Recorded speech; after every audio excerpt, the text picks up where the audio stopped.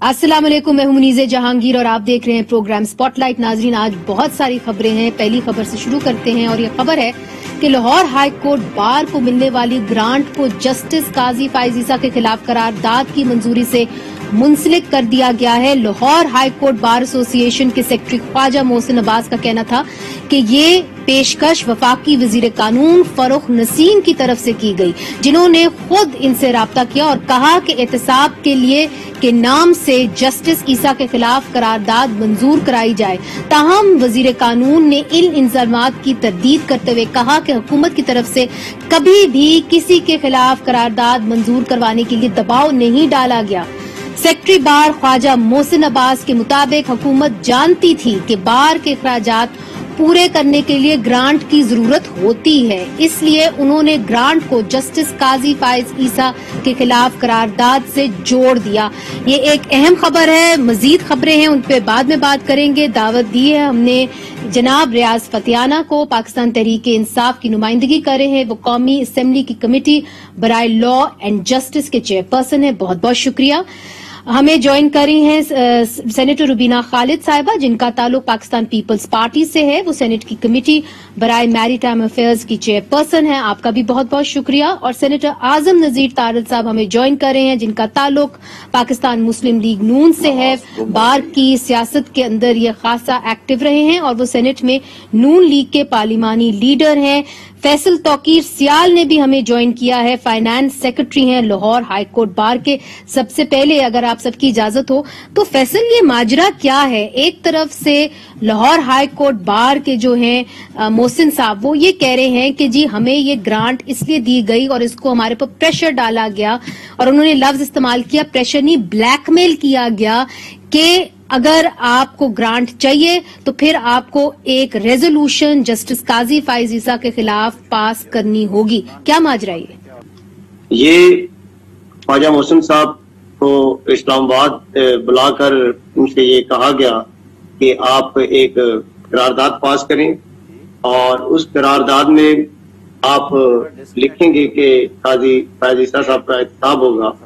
तो जिस पर उसके बाद इमन के एक दो जगह पे मैं और ख्वाजा साहब इकट्ठे होते थे, तो हमसे यही कहा गया कि अगर आप कोई ग्रांट हमसे चाहते हैं तो पहले आपको रेजोल्यूशन जो पास करना होगी।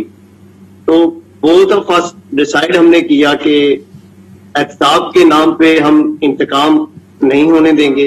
इमन के हमने इनके जो कंडीशनल फंड की ऑफर थी, हमने वो रिफ्यूज कर दिया, बावजूद इसके कि हमारे लाहौर हाईकोर्ट बार एसोसिएशन की जो पर मंथ सैलरी है एम्प्लॉइज की 36 लाख रुपीज है और हमारे अकाउंट में जस्ट 5 to 10 लाख रुपीज है। लेकिन बावजूद इसके हमने ये कंडीशनल फंड लेने से यूनानिमसली रिफ्यूज किया और ऑलरेडी भी हम न्यूज चैनल से ये बात और दुनिया को ये बता चुके हैं कि हम इनकी फेडरल लॉ मिनिस्टर की ब्लैक मेलिंग में किसी सूरत नहीं आएंगे। अच्छा जी, रियाज फतियाना साहब, चूंकि आप चेयरपर्सन हैं लॉ एंड जस्टिस की कमेटी के, क्या आप इसका नोटिस लेंगे कि जो हमारे लॉ मिनिस्टर हैं वो ग्रांट्स बार एसोसिएशंस को इस कंडीशन पे दे रहे हैं और इससे मुंसलिक कर रहे हैं, और वो ये कहते हैं कि वो हमें ब्लैकमेल कर रहे हैं कि जस्टिस काजी फायज ईसा के खिलाफ करारदाद पेश की जाए? गुजारिश ये कि मैं खुद भी लाहौर हाई कोर्ट बार का मेंबर हूँ, मैं भी रजिस्टर्ड वोटर हूँ वहाँ पे, तो मुझे एहतराम है बार एसोसिएशन का। और जब से ये हुकूमतें और बार बनती आई हैं, आपको पता ही है बार एसोसिएशन का सेपरेट एक्ट ही नहीं है, बल्कि ये पाकिस्तान बार काउंसिल एक्ट का एक rules of business and conduct of rules of procedure and conduct of business से ये सारा फंक्शन हो रहा है। और हर साल इलेक्शन होता है, हम समझते हैं कि इससे भी बड़ा नुकसान हो रहा है वकला का भी और क्लाइंट्स का भी, इसको 2 साल बाद होना चाहिए। बार वो एक अलग इशू है। तो मैं समझता हूँ कि इस मौके पे ऐसा इल्जाम जिसकी कोई बुनियाद नजर नहीं आ रही, फरूख नसीम साहब सेनेटर हैं और वफाकी वजीर हैं اور ان کا تعلق پاکستان تحریک انصاف سے نہیں ہے. وہ MKM کے کوٹے میں وفاقی وزیر ہیں. مگر آپ کی حکومت کے ساتھ ان کی کولیشن ہے، آپ کے لا منسٹر ہیں، آپ کی حکومت کے لا منسٹر ہیں، اور وہ بڑے مہذب انسان ہیں، تو ایسی بات وہ کیوں کریں گے؟ وہ تو خود بڑے ماشاءاللہ جمہوری ذہن رکھتے ہیں اور ایک الیکٹڈ ریپرزینٹیو ہیں. میرا یہ خیال ہے کہ آپ سمجھتے ہیں کہ جو سیکرٹری بار ہیں خواجہ محسن عباس صاحب یہ غلط بیانی کر رہے ہیں؟ میں یہ نہیں کہتا غلط بیانی کر رہے ہیں، یہ ایک مفروضہ ہو سکتا ہے. اس پہ یقیناً وفاقی وزیر کا موقع لیا جانا چاہیے تھا، جو کہ میں تو ابھی میرے سامنے کوشچن آیا ہے، میں نے یہ نہیں سنا آج تک. میں خود standing committee law and justice کا جی، چونکہ وہ اپیئر نہیں ہو رہے ہمارے چینل کے اوپر، تو ان سے ہم نے بہت بار رابطہ کیا مگر وہ جواب نہیں دیتے. ہو سکتا ہے آج وہ میرے خیال کیبنٹ میٹنگ تھی، اس میں کافی ایشوز تھے، لاتعداد دفعہ ہم نے ان سے کانٹیکٹ کیا ہے. میں ان سے بات کروں گا، لیکن میرا نہیں خیال کہ ایسا کہ ہو. انہیں کیا انٹرسٹ ہو سکتا ہے اس معاملے میں؟ اچھا ٹھیک ہے، ان کو کیا انٹرسٹ ہو سکتا ہے؟ Okay, fair enough. تارڑ صاحب، ریاض فتیانہ صاحب یہ کہہ رہے ہیں کہ جو لاہور ہائی کورٹ بار ایسوسی ایشن کے سیکرٹری ہیں خواجہ محسن عباس صاحب، اور یہاں پہ فیصل صاحب جو بیٹھے ہیں، وہ کہہ رہے ہیں کہ شاید کسی مفروضے کا وہ شکار ہوں. یہ کیا انٹرسٹ ہو سکتا ہے لا منسٹر کا، جن کا تعلق پاکستان تحریک انصاف سے نہیں MQM سے ہے، کہ وہ جسٹس قاضی فائز عیسیٰ کے خلاف جو ہے ایک ریزولوشن جو ہے پاس کروائیں اور بار کو جس طرح یہ کہہ رہے ہیں بلیک میل کریں؟ دیکھیے، میرے لیے بڑے محترم ہے ریاض فتیانہ صاحب، وہ کیونکہ پوری طرح اس پکچر میں نہیں ہیں. میں یہ بات بڑے یقین کے ساتھ کہہ رہا ہوں اس لیے کہ یہ سارے واقعات ہمارے اپنے نوٹس میں، ہم بار پالیٹکس کرتے ہیں اور گروپ چلا رہے ہیں نیشنل لیول پہ. یہ تو صرف خواجہ محسن عباس بولے ہیں. لاہور بار میں جو کام ہو رہا ہے وہاں پہ ڈویژن آ گئی ہے عہدیداروں میں. ایک دن ان کے حق میں بیان جاری ہوتا ہے، دوسرے دن پھر وہ تاریں کسی جاتی ہیں اور قاضی صاحب کے خلاف بیان آ جاتا ہے. اسی طرح جو ڈویژنل بار ایسوسی ایشنز ہیں ان کو بھی پاکستان بار، میں آپ کو ایک بات بتا دوں کہ پاکستان بار کونسل کیونکہ جو انڈیپینڈنٹ لائرز گروپ ہے ان کے پاس ہے اور وہ قاضی صاحب کے کیس میں پٹیشنر بھی ہیں. پچھلے 3 سال 3.5 سال سے جب سے یہ گورنمنٹ آئی ہے، پاکستان بار کونسل کو 1 پیسہ نہیں فتیانہ صاحب دیا گیا، جو کہ ایپیکس ریگولیٹری باڈی ہے. I am stating on record. صرف اس وجہ سے کہ پاکستان بار کونسل ان کی اس لائن کو ٹو نہیں کرتی، بلکہ پاکستان بار کونسل نے ان کا لائسنس بحال تب کیا تھا جب انہوں نے استعفیٰ دیا تھا رکنیت سے، کیونکہ وہ رکھ نہیں تھے سکتے رکنیت، اور انہوں نے وہ مقدمے میں آرگومنٹس کرنے تھے ایڈوانس. تو فروغ نسیم صاحب میرے بھائی ہیں، ہمارے کولیگ ہیں سینٹ میں، پاکستان بار کونسل میں ہمارے کولیگ رہے. فروغ نسیم صاحب اس طرح کی سیاست کے قائل ہیں اور وہ کرتے ہیں، اور یہ ہمارے سامنے ٹیبل پہ بیٹھ کے کئی دفعہ انہوں نے اس خواہش کا اظہار کیا کہ اگر بارز اس طرح کے معاملات کریں تو بہت کچھ کیا جا سکتا ہے بارز کے لیے. لیکن ہمارا موقف بڑا اصولی ہے کہ جہاں پہ بات انڈیپینڈنس آف جوڈیشری کی آئے گی، رول آف لا کی آئے، سپریمیسی آف کانسٹیٹیوشن کی، وہاں پہ کبھی بھی گرانٹس جو ہیں وہ ہمارا مطمع نظر نہیں رہی. جی، مگر طارق صاحب ایک چھوٹے سے سوال کا جواب دیجئے، پھر روبینہ صاحبہ کا سے پاکستان پیپلز پارٹی کا بھی موقف لینا ہے. وہ یہ ہے کہ جو بار ایسوسی ایشنز ہیں وہ حکومتوں سے گرانٹس لیتی ہی کیوں ہیں؟ دیکھیے، ہمارا جو bar council legal practitioners act ہے سیکشن 57، ہم لوگ سٹیچوٹری باڈیز ہیں اور نظام انصاف کا ایک اہم حصہ ہیں. اس میں یہ قانون میں پرووائیڈ کیا گیا 1974 کے لا میں کہ گورنمنٹس جو ہیں وہ گرانٹ ان ایڈ دے گی اور اس کے لیے بجٹ میں ایلوکیٹ کیا جاتا ہے، ہر سال ایک خاص اماؤنٹ کو حصہ رکھا جاتا ہے بجٹ میں. حکومتیں اگر اسے ذاتی پسند ناپسند کے لیے جیسے سڑکیں بنوانے والے فنڈز ہیں وہ حکومت نے اپنی جیب سے تو نہیں دینے، یہ پیسے بنی گالا سے یا وہاں سے 90 سے تو نہیں نہ آ رہا ہے، یہ تو ٹیکس پیئرز کی منی ہے جو کہ ایک اچھے کام کے لیے لگ رہا ہے. اور بارز اس سے کھانے نہیں کھاتی. بارز اپنی لائبریریز اپ ٹو ڈیٹ کرتی ہیں، نئے کمپیوٹرز لاتی ہیں، جو بچوں کی ٹریننگ ہے اس کے لیے جو پروگرامز چل رہے ہیں ان پہ یہ خرچ کیے جاتے ہیں، فری لیگل ایڈ میں لگتے ہیں. اگر لاہور ہائی کورٹ بار ایسوسی ایشن کا سالانہ بجٹ جو ہے وہ 2.5 کروڑ ہے، 3 کروڑ ہے، اس میں سے وہ 2 کروڑ خود جنریٹ کرتے ہیں. اچھا ٹھیک ہے، اس کو میچ کرنے کے لیے 1 کروڑ کے قریب وہ دے دیتے ہیں. اب اس کو اگر آپ کنڈیشنل کریں گے اور ایسے گھناؤنے طریقے سے کریں گے تو پھر ریئیکشن تو آئے گا اس پہ. रुबीना साहिबा, आपकी जानिब आऊंगी। आपने तमाम गुफ्तगू सुनी? जी मुनज़्ज़र, बिल्कुल मैंने सारी गुफ्तगू सुनी और मेरे तो कम से कम मुझे अपने कानों पे यकीन नहीं आ रहा कि जो मैं सुन रही हूँ वो सच है, क्योंकि हम तीनों जो इस वक्त पार्टिसिपेंट्स हैं आपके पैनल पे हैं, हम लॉयर्स हैं। बहुत अफसोस हुआ ये बातें सुन के। तो जो बात हम कर रहे थे कि पाकिस्तान, मुझे लगता है कि एक बड़ा सा फॉर सेल का बोर्ड हमें लगा लेना चाहिए कि हमने हर चीज जो है ना वो दाव पे लगाई है, या दाव पे लगाई है या उसको सेल पे लगाया है।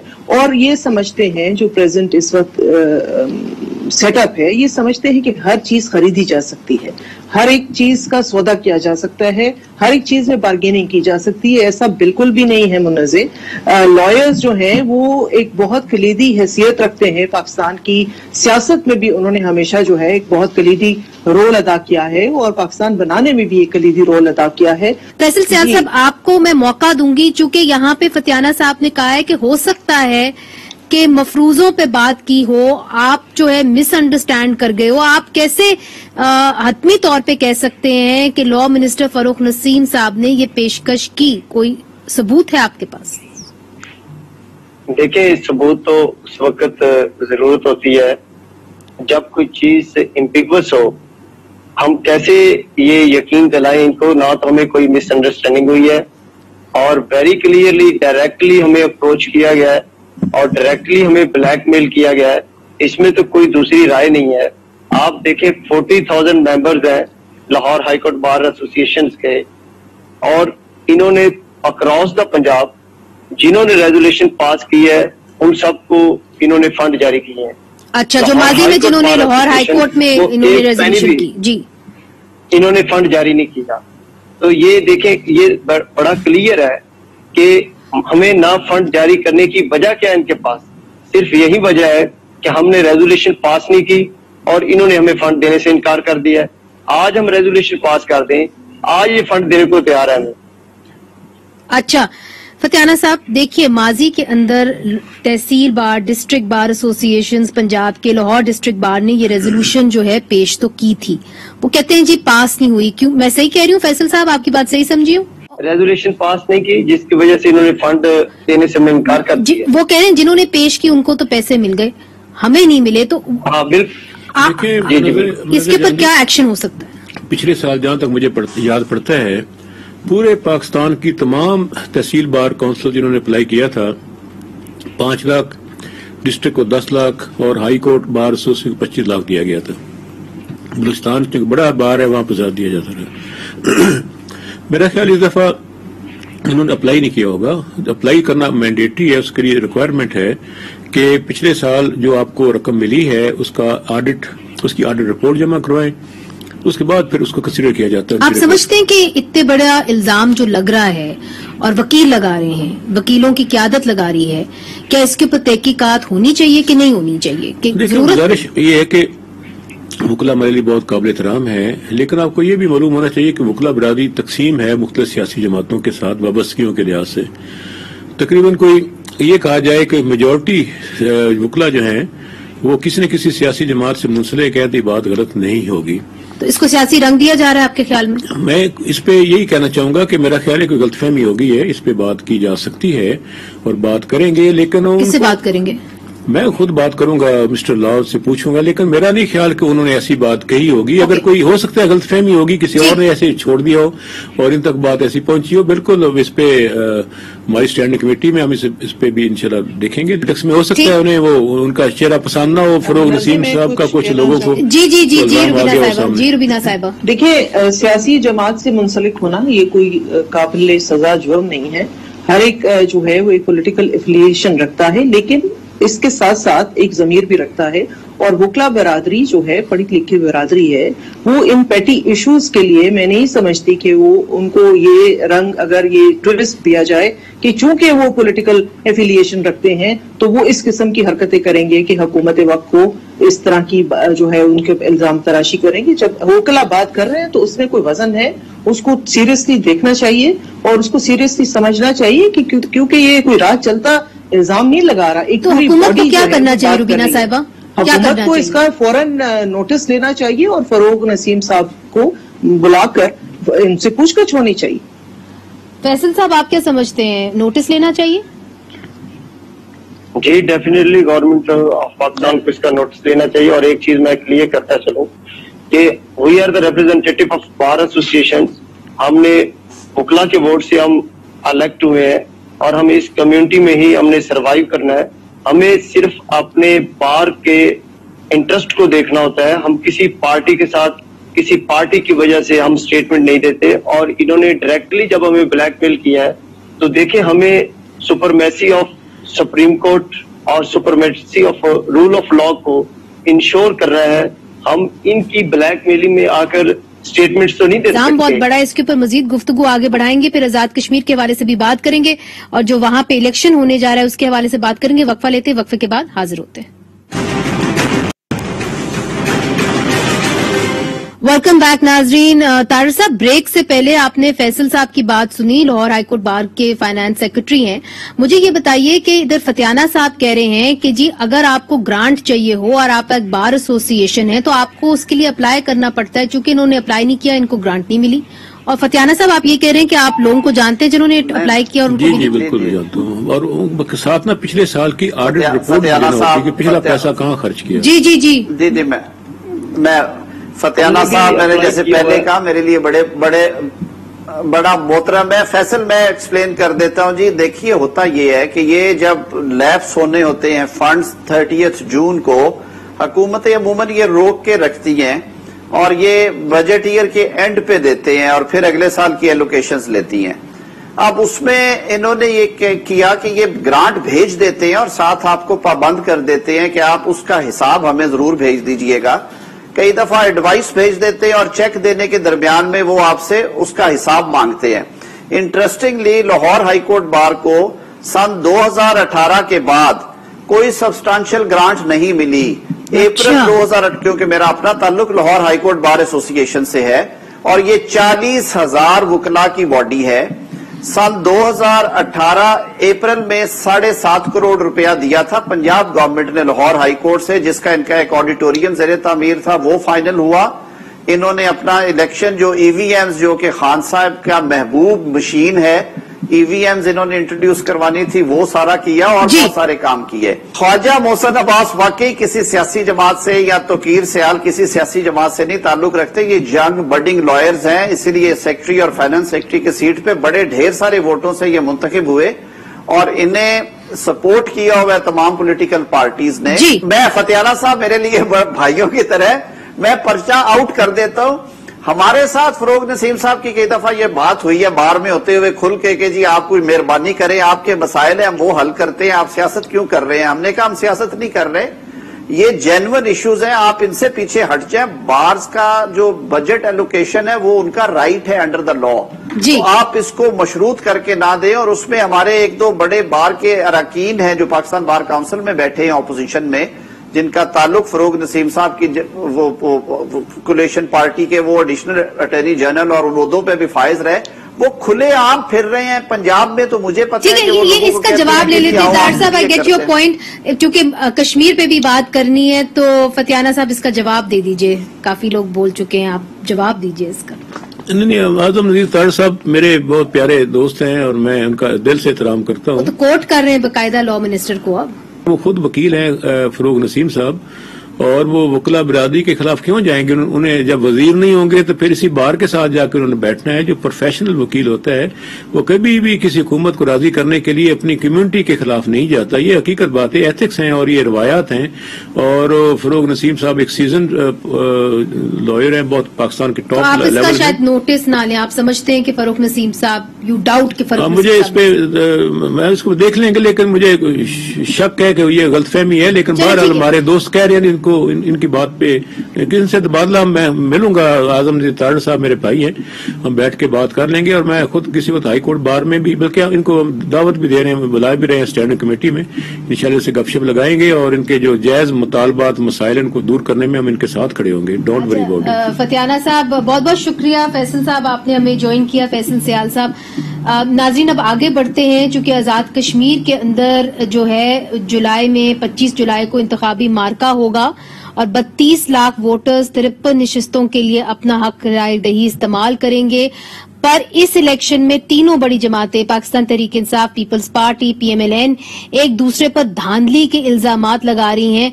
रुबीना साहिबा, आपकी जानिब आऊंगी इस हवाले से कि उधर वहां पे जो आपके पहले पार्टी के अंदर होते थे बैरिस्टर सुल्तान महमूद चौधरी साहब, वो ये कह रहे हैं कि जी वहां पे धांधली हो रही है, और ये सदर हैं तहरीक इंसाफ के आजाद जम्मू कश्मीर चैप्टर के। बिल्कुल मुनज़्ज़िर, बड़ी दिलचस्प सूरत हाल है, और बैरिस्टर सुल्तान साहब तो मेरे ख्याल में PTI उनको खुद ही डिसोन कर चुकी है। इस वक्त उनकी जो पोजीशन है पूरे इलेक्शन में पार्टी के प्रेसिडेंट होने के बावजूद आप देख रही हैं कि वो कई शेडोज में नजर आ रहे हैं, और असल जो है इस वक्त जैसे कि मैं आपके नोटिस में लाना चाहती हूँ कि जिस तरह से जहांगीर तरीन साहब ने एक रोल अदा किया था पंजाब के अंदर PTI को सपोर्ट करके हर तरीकेकार से, उस तरह एक शख्स है, उनको भी ये इस्लामाबाद से टास्क दिया गया है। वो इस वक्त लीडिंग रोल जो है वो अदा कर रहे हैं। बैरिस्टर सुल्तान बेचारे तो कहीं बैकग्राउंड में है। अच्छा। उनकी बात कहना या ना कहना कोई जो है वजन नहीं रखता। लेकिन बहरहाल चूंकि मैं खुद कल कश्मीर गई हुई थी और मैंने खुद बजाते वहां देखा कि इलेक्शन कैंपेन जोरों पे है, और पाकिस्तान पीपल्स पार्टी में तो अपनी पार्टी की बात करूंगी क्योंकि ना तो हम इस वक्त हुकूमत में है, ना मरकजी हुकूमत में है, ना हम जो है उस हुकूमत में है आजाद कश्मीर की। तो हमारा तो रैगिंग से कोई लेना देना, अगर हम पे इस तरह का इल्जाम लगाया जाता है तो उसमें कोई वजन नहीं है। तो ये वाहिद पार्टी है पाकिस्तान पीपल्स पार्टी जिसने पूरा पार्लिमानी बोर्ड बना के अपने पूरे मेंबर्स का इंटरव्यू करके अपनी लिस्टें फाइनल करके हमने तमाम नशिस्तों पे अपने उम्मीदवारों का ऐलान कर दिया है, और इस वक्त वो मैदान में है, अपनी कैंपेन कर रहे हैं। तहरीक इंसाफ के पास तो उम्मीदवार ही नहीं है। अच्छा, इधर ही रुक जाइए रुबीना साहब, प्लीज इधर ही रुक जाइए। ये कह रही हैं कि जी तहरीक इंसाफ के पास साहब आपकी इजाजत है, वो भी प्रेशराइज करके इधर उधर से इकट्ठे किए लोगों के उम्मीदवार के पार्टी से। How will you ensure a free fair election जी, क्योंकि आप तो बात करते हैं फ्री फेयर इलेक्शन की, कश्मीर के अंदर कैसे करेंगे इल्जामात अगर लगे? रुबीना खालिद साहबा हमारी मोहतरम है, ज़ाहिर उन्हें अपनी पार्टी को रिप्रेजेंट करना है और कर रही है, अच्छे तरीके से कर रही है अपनी पार्टी की मौक़िफ़ को। मुनज़्ज़र जहांगीर, गुजारिश ये कि आप देखें आज़ाद कश्मीर की हिस्ट्री क्या है। जब भी वफाक की हुकूमत होती है उनकी पार्टी ही आजाद कश्मीर में जीतती है, जितने भी पिछले इलेक्शंस हुए हैं, क्योंकि वो बहुत समझदार, कश्मीरी कौम बहुत समझदार है। वो महसूस करते हैं कि वफाकी हुकूमत के साथ चलेंगे तो हमें बहुत सारी फंडिंग होगी, हमारे मसाइल हल होंगे, और अपोजिशन जमात के साथ हम होंगे तो हमें यहाँ वसाइल नहीं मिलेंगे। एक रवायत है।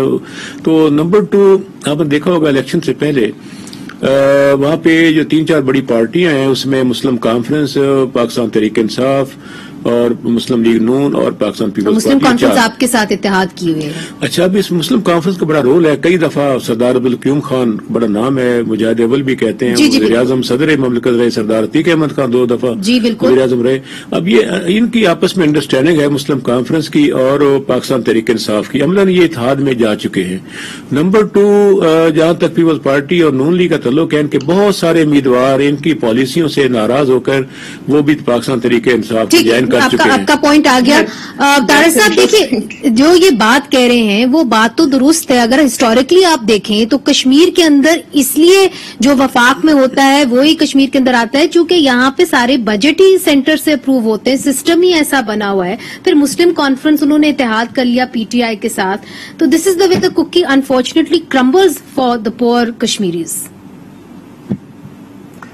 ये बड़ा अनफॉर्चुनेट है, और इसमें मैं इस हद तक बिल्कुल मैं इत्तफाक करता हूं कि AJK की जो पॉलिटिक्स है उसको वफाक से अब काफी ज्यादा वो वाबस्ता है इस हवाले से कि जो वजीर हैं, वफाकी वजीर अमूर कश्मीर और वजीर आजम सेक्रेटेरिएट का अमल दखल बहुत ज्यादा है उस हवाले से।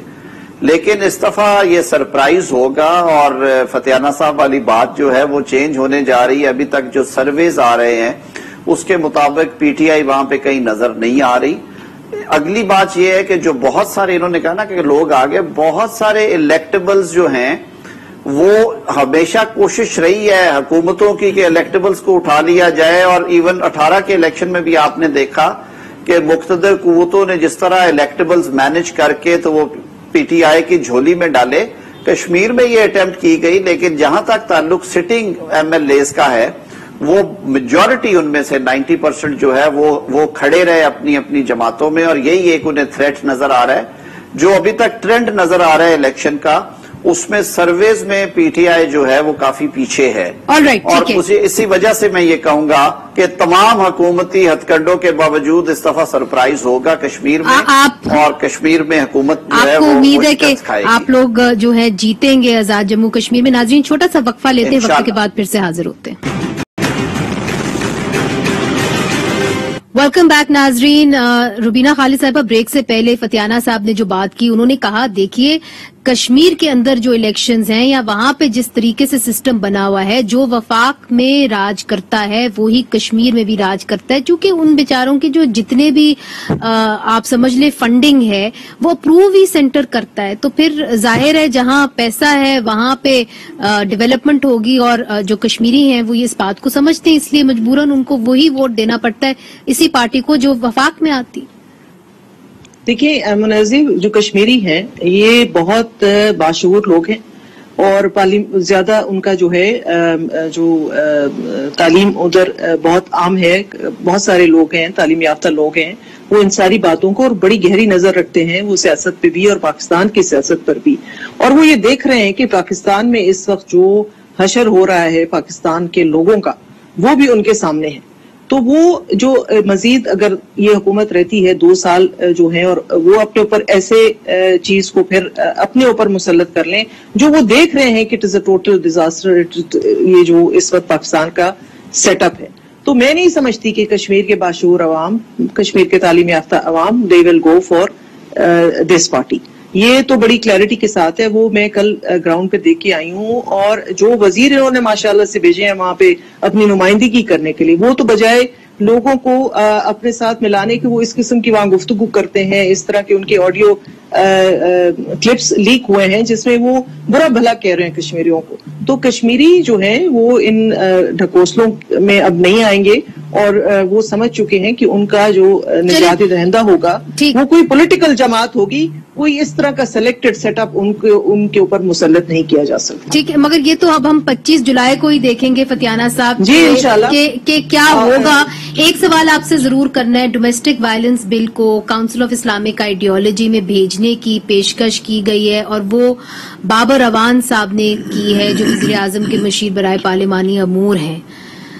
مجھے یہ بتائیے کہ کاؤنسل آف اسلامک آئیڈیالوجی میں جو بھی بل جاتا ہے وہ نکلتا نہیں ہے، تو کیا اب ڈومیسٹک وائلنس کا بل کا بھی یہی جو ہے اختتام پذیر ہوگا اسی طریقے سے کہ جی وہ بلیک ہول میں چلا جائے گا، جس طرح کہ شری رحمان صاحبہ نے کہا سینٹ کے اندر؟ دیکھیں، یہ جو ہے اپنا domestic violence prevention and protection bill 2021، یہ منسٹری آف ہیومن رائٹس کی طرف سے شری مزاری صاحبہ نے پیش کیا اسمبلی میں، اور میرے خیال اس کی بہت دیر سے ریکوائرمنٹ تھی، ضرورت تھی. اور جو دنیا کے ورلڈ سوشل انڈیکس میں دیکھیں پاکستان پہلے بہت نیچے ہے. لوگوں کو تحفظ دینا یہ ریاست کی ذمہ داری بنتی ہے جو کہ پہلے ادا نہیں کی جا سکی. جی، تو اس کو بڑا اپریشیٹ کیا گیا ہے، اسپیشلی سول سوسائٹی نے اس کو بڑا اپریشیٹ کیا ہے. اب اس کے ساتھ ہوگا کیا؟ سوال یہ ہے. اس کا میں نے بتایا کہ قومی اسمبلی نے اس کو پاس کر دیا کثرت رائے سے، سینٹ میں گیا، سینٹ میں اس کو پاس نہیں ہونے دیا گیا، ایک ووٹ سے غالباً یہ ڈیفیٹ کر دیا گیا کہ وہاں بھی 100% میجورٹی ہماری نہیں ہے. اس کو ریفر بیک واپس قومی اسمبلی کو کر دیا گیا ہے کہ قومی اسمبلی اس پہ مزید کنسیڈر کرے. تو یہ درمیان میں شٹل کاک ہو گیا، دیکھا جائے تو اس کو پاس ہونا چاہیے تھا. اچھا مجھے یہ بتائیے، میرج ریسٹرینٹ ایکٹ اس وقت کہاں ہے؟ کون سی کمیٹی میں پھنسا ہوا ہے؟ وہ بھی کاؤنسل آف اسلامک آئیڈیالوجی میں ہے نا؟ میرے خیال وہ ادھر نہیں گیا، وہ کہیں درمیان میں رہ گیا ہے. اور اس پہ بنیادی طور پر میں تو اس حق میں ہوں کہ جو میرج ایکٹ ہے اس کو بھی کام ہونا چاہیے، اس پہ بھی. اچھا، وہ پاس ہونا چاہیے. میں اس حق میں ہوں کہ 18 سال سے کم شادی نہیں ہونی چاہیے، اس میں کوئی رائے نہیں ہے. ٹھیک ہے، طاہر صاحب آپ سے پوچھتی ہوں، وکیل ہیں آپ. کاؤنسل آف اسلامک آئیڈیالوجی ایک ایڈوائزری باڈی ہے، میرج ریسٹرینٹ ایکٹ کے اوپر انہوں نے اعتراض اٹھائے، وہ کہیں گم ہو گیا. اب ڈومیسٹک وائلنس بل کے اوپر بھی بابر اعوان صاحب کہہ رہے ہیں اس کو کاؤنسل آف اسلامک آئیڈیالوجی میں بھیجیں، اس کا کیا مستقبل ہوگا؟ ایک تو میں کلیریفائی کرتا چلوں، سبینہ صاحبہ بھی ہمارے ساتھ موجود ہوتی ہیں سینٹ میں اس دن شری رحمان صاحبہ خود بھی انہوں نے اور رانا مقبول صاحب نے اعتراضات اٹھائے تھے کہ ان کے بل جو تھے وہ چوری کر لیے گئے اور ان کو انڈر دا کارپیٹ کر کے یہ نیا بل لائی حکومت ذرا اپنا فیس بنانے کے لیے کہ جی ہم یہ سارا کچھ کر رہے ہیں، اور اس پہ ہم نے ایک ٹوکن واک آؤٹ بھی کیا تھا۔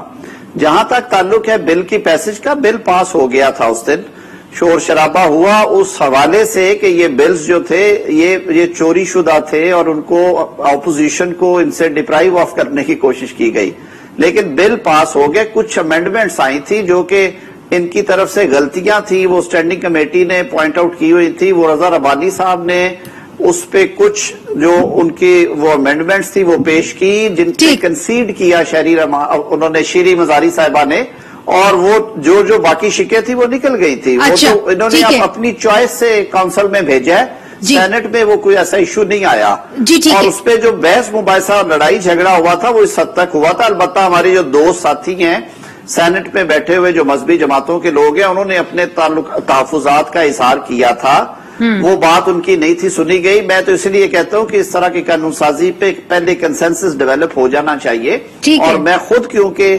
سمجھتا ہوں کہ اس دور میں پاکستان میں یہ چیز ختم نہیں ہوگی، ڈومیسٹک وائلنس ایک حقیقت ہے۔ نہیں بالکل درست آپ نے کہا کہ کنسنسس ڈیولپ ہو جانا چاہیے۔ میرے پاس وقت کی بالکل قلت ہے، میں کنکلوڈنگ ریمارکس چاہوں گی روبینہ خالد صاحبہ سے، چونکہ بہت سارے ایسے بل خواتین کے حوالے سے آئے، میرج ریسٹرینٹ ایکٹ، بہت شور مچا مگر پھر اس کے اوپر اعتراضات اٹھائے گئے، وہ پاس نہیں ہوئے۔ اب آپ کیا سمجھتی ہیں کہ کاؤنسل آف اسلامک آئیڈیالوجی کا جو رول ہے کیا اس کو ڈیفائن کر دینا چاہیے؟ کیا جو بل پاس ہو گئے ہیں ان کو پاس کر دینا چاہیے؟ ایڈوائزری رول کا ہے ان کا کیا ہے؟ وائی ڈو دے جسٹ پہلی بات تو یہ ہے کہ بالکل میرے بھائی نے ٹھیک کہا کہ میں یہ پلیجرزم کا بہترین نمونہ تھا یہ جو بل تھا، اور انٹلیکچوئل ڈس آنیسٹی جو ہے وہ سب سے زیادہ میں سمجھتی ہوں کہ کرپشن، انٹلیکچوئل کرپشن جہاں ہوتی ہے وہ اس سے بڑی بڑھ کے کرپشن کوئی ہے نہیں۔ تو یہ بل تو ایسے بیسیکلی جس طرح سے لایا گیا اٹ واز نظر آ رہا تھا کہ کس طرح سے وہ کسی اور کی چیز لے جا کے آپ اپنا نام لگا کے اس پہ لے آتے ہیں، وہ تو چلیں ایک بحث ہے الگ سے، لیکن ایڈوائزری رول ان کا ضرور ہے۔ لیکن کیونکہ پارلیمنٹ از دا سپریم باڈی، آپ نے بھیج ضرور دیا ہے، بٹ دین آپ اگر بھیج دیا ہے تو پھر آپ اس کو پرسو کریں، آپ اس کو پرسو کریں اور ان سے گزارش کریں کہ جلد از جلد اس کو یہ اب سالوں لے کے نہ بیٹھ جائیں، اس کو جتنا جلدی ڈیلیبریشن اس پہ کر سکتے ہیں ڈیلیبریشن کر کے اس کو واپس ہاؤس میں بھیجیں تاکہ اس کے اوپر جو بھی ایکشن لینا ہے وہ لیا جا سکے۔ بہت بہت شکریہ روبینہ خالد صاحبہ، اعظم نذیر تارڑ صاحب، ریاض فتیانہ صاحب۔ تو ناظرین امید کرتے ہیں کہ جو بلز پیش کیے جائیں چاہے وہ کہیں سے بھی آئیں، اگر وہ عوام کی بہتری کے لیے ہیں، انسانی حقوق کے لیے ہیں، کہ وہ گم نہ ہو جائیں اور وہ پاس ہوں، خاص طور پہ اگر پارلیمنٹ، نیشنل اسمبلی اور سینٹ ان کو پاس کر دیں۔